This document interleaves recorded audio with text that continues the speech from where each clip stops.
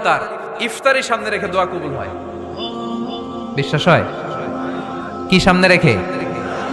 সামনে ইফতারি।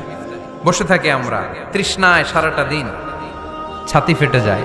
আল্লাহ দেখে, দেখতে দেখতে আল্লাহর একটা সফট কর্নার তৈরি হয়। এটাই সুযোগ কাজে লাগানোর, ঠিক কিনা?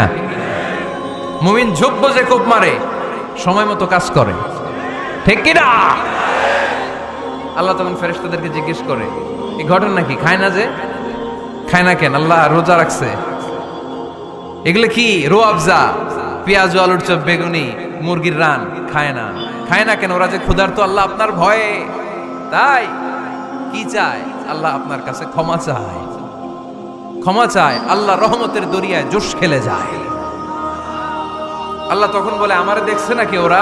ফেরেশতারা বলে, না দেখে নাই। আমার জান্নাত জাহান্নাম দেখেছে? না দেখে নাই। আমারে না দেখে, জান্নাত জাহান্নাম না দেখে আমার এত ভয় করে।